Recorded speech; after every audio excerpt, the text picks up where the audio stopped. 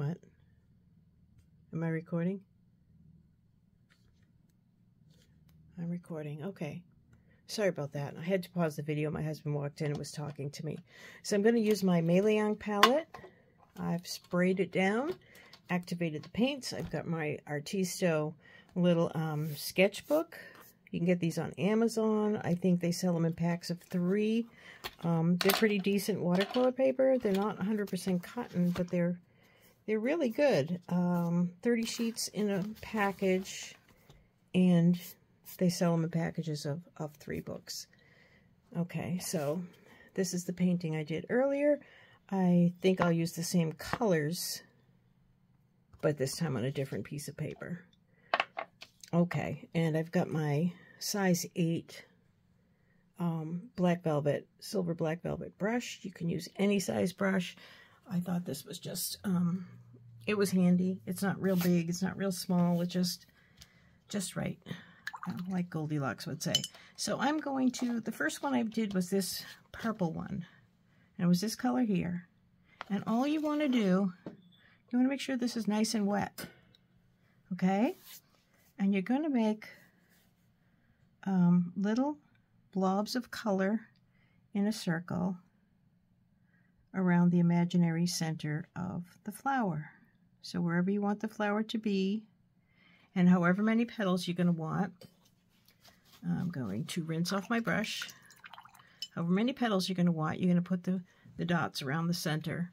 Okay, so there's the center. You want to, when you're making the petals, you want your brush to be pointed towards the center so the petals look like they're coming off the center of the flower. So I'm going to do this. You're just going to touch a bit. That's such a dark color. Touch a bit. Rinse off my brush. Wipe off the moisture. Touch the tip of that little droplet of water and make your petal shape. That's it. I'm going to turn my page. It'll keep me, make it easier to focus on the center of the flower here, getting the petals going in the right direction. They don't have to be perfect petals either. You can look at nature, flowers. The petals are, you know, they're not always perfect. I probably could have used a smaller size brush for this, made smaller flowers, but I really wanted them to show up. I'm going to try, you want to try not to let the petals touch each other because they will bleed into each other and they won't look like separate petals. You want to leave a little white space in between. So try and do that. It's not easy when you're beginning to sometimes get the brush to go where you want it to. And you can go through and give it a little bit of a looser look, you know, just put some little lines in there, whatever. Okay, we want to let that dry a little bit, and as it dries, the color is going to lighten. The next one I did was this rosy colored one, and I'm pretty sure it was this color. Okay, I got my brush nice and wet. I've got a nice bit of paint and water on the end of my brush because I want these little puddles to be pretty wet. This isn't really wet enough. It's you want it to be wet enough so it's not going to dry while you're doing this. I'm doing, what am I doing? 6 petals? 6 petals.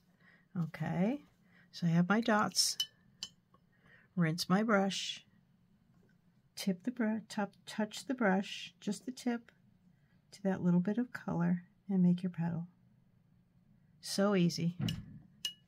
Don't worry about the petal being perfect. You can go back and reshape it. You can leave it uneven if you want to. I can hear my husband out in the garage. He's probably going to come back in. Hopefully not till after I'm done. Okay, and I'm just turning my page to make it a little easier to keep that center as my guide and not have to be twisting my wrist in uncomfortable ways. Okay, you just touch the tip, let the water flow, and that's it. That's the flower, the basic flower, okay? You can tweak the shape of your petals. You can reshape things as you go along. This one's drying pretty well. So what I want to do with this one, well, it's still a little bit wet. I want to add color, but I don't want this. Okay, how can I explain this? When you're adding on, when you're working wet and you want to add a layer to paint that's already wet, you want to make sure that your brush isn't wetter than the paper, because if it's too wet, you're going to get backgrounds. If you don't know what those are, it's when your brush is too wet and it causes how can I explain it? Like they call it cauliflower, but you want to put a little bit darker color in your center. And if this flower was still wet, the color would have bled into it a little bit better. It's not exactly the effect I was going for, but it's okay. That's okay. It dried a little faster than I thought it would. The other paper, this paper I used took forever to dry, and it was giving me bits, and yeah, so I had a hard time with that paper. So I'm going to add this color, and I'm just going to tip the tips of the petals, the center of the petals, and put a little bit of color here, a little bit of spiky lines, just so my center isn't perfectly round. And just, oh, see, I'm going to cauliflower. I just added water. What I just told you to do. Don't do. Okay. This one's probably going to cauliflower. Well, that'll be a good demonstration of what I was talking about. If I cause it to cauliflower, then I can point it out to you. The background, what a background is. And the third flower that I did was a cornflower blue. And it's really pretty, but it was pretty light too. It was this color here. I'll get my brush really wet. Okay. And again, I'm going to make my puddles. These don't look very wet. You want them to stay wet because they're not going to flow if they dry. You want to make sure these little puddles are wet when you touch them. Otherwise, the color isn't going to flow. It's just going to sit there. Okay, rinse my brush, clean water, touch the tip to the, this paint is so light, this color. Okay, I'm going to do this one without turning the page. So you can see, you just turn your brush without turning the page. Okay, rinse my brush, touch it to the little, it's a little awkward to twist your wrist sometimes, and come down here and do this one. You can see the paint is starting to dry, how it's not spreading as much. I need to turn my paper.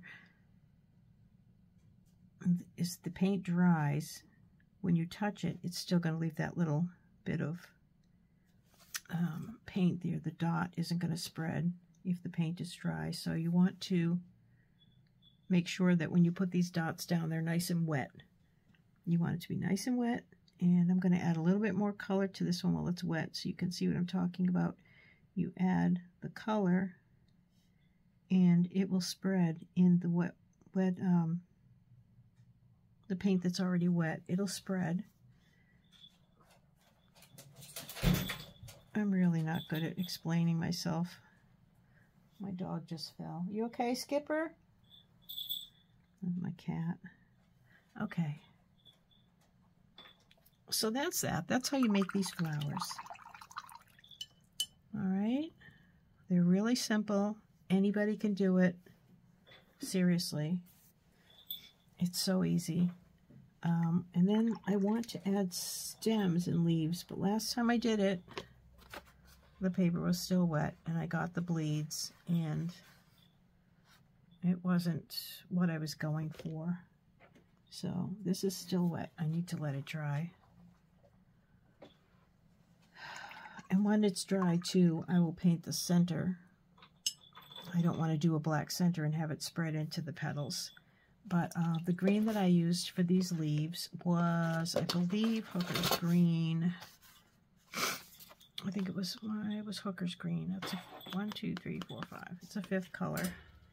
1, 2, 3, 4, 5. That's this one. I see a hair on my paint. All right, so it doesn't need to be super wet. In fact, I think I'm going to put it in the mixing tray, and because look, that's a really dark color. I'm going to add some water to that, water it down a little bit. It's a super dark green. It's pretty green. It's very dark. Now, when you do your stems, you want the stem to look like it's coming from the center of the flower. So if it's going to come straight down, you would do it there. You could do it here and, oops, oh, that's exactly what I didn't want to happen. That's a bummer, guys. Okay, I'm going to dab it. I go back and fix it, and that's a really fat stem. You want the stem to look like it's coming off the center of the flower. Okay. And you want to give your stems a little bit of curvature. You don't want them to be stiff and straight. You want to have a little bit of curvature to them. Give them some motion. Here's the center. And this one, yeah, I'm trying not to touch the other flowers because I don't want it to bleed into the other flowers. Yikes. Okay. Well, this isn't very pretty, but hopefully you understand how to do this. I'll just add some leaves and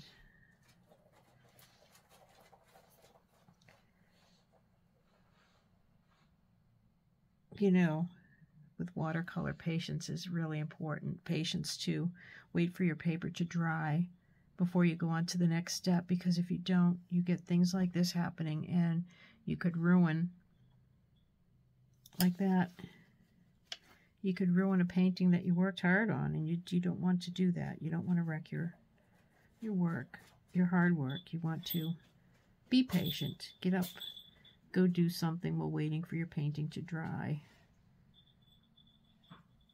You know, don't be in such a hurry to get it done. I would like to, when I'm doing my greens, when leaves, I like to add a second color in there to just give it some interest, so it's not so boring, just a one color. That one's very wet. This one's super dark too. I am going to lift some of this and add a second color in.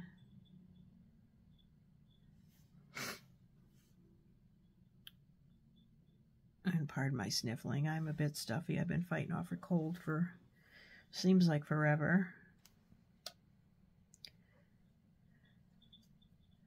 So yeah, I'm just going to add leaves and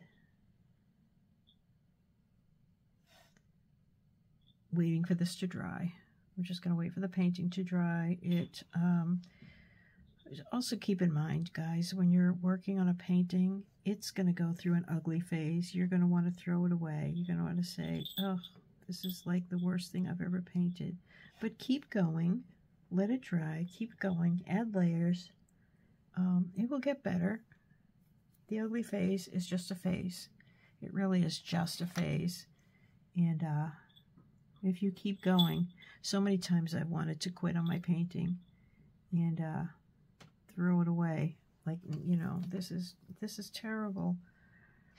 But I find that when I keep going, I usually can turn it into something that I don't hate. Put it that way. Something I don't hate.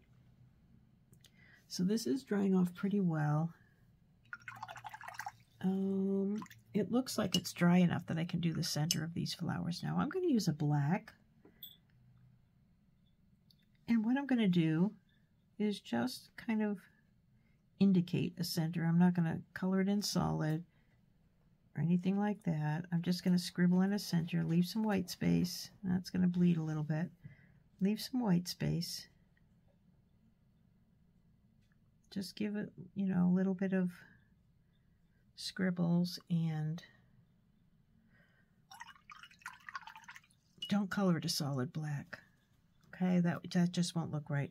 Now what you can do, once your painting is dry, you can go in and add some things, add some depth, add some, I'm going to try a smaller brush for this part. I'm going to use a smaller, let's see, I've got a smaller, a size 4, because I want to do some line work in here now, like this one. Oh, look at the black is leaking, bleeding into my petal. I'm trying not to make this video too long, so I'm not waiting for things to dry like I should. But you can add, you can take a finer brush and just add some lines in here. Make your flower look more interesting instead of just one flat color. Give it a little bit of character. Okay, some shadows, some depth.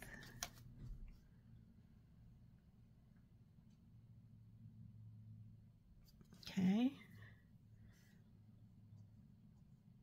Fix that up where it bled. You can always fix your mistakes. Don't be so quick to throw it away just because you had a little accident. Don't be so quick to throw it away. This blue flower is so light. I'm going to use the same color though for the highlights. I don't want to use like a different shade of blue.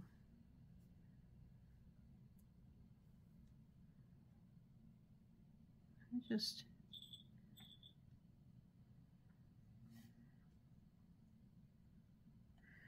some lines, just some little flicky lines.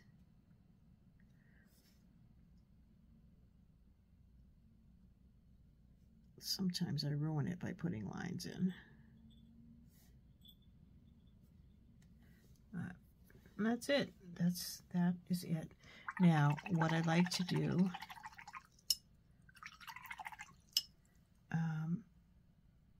I like to splatter,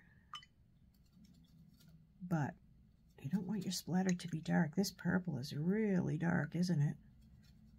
That's a really dark purple. I just want to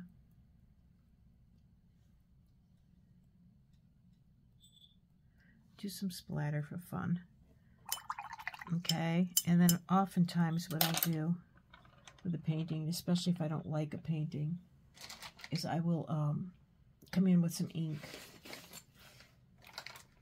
and I do some pen work. I have to find, let me find a, not really small enough. And what size is this one? Ooh, I don't know, that one might be kind of big. But I'll come in and I will, maybe with a pen that works, because this one seems to be dry.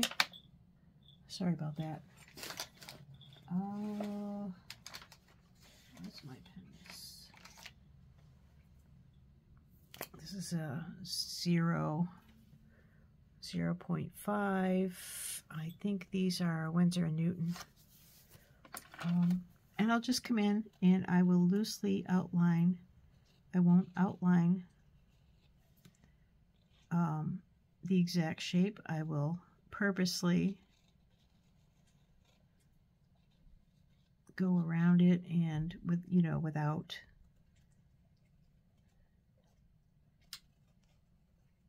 I will hold my pen way up at the end so that I can have less control over it. And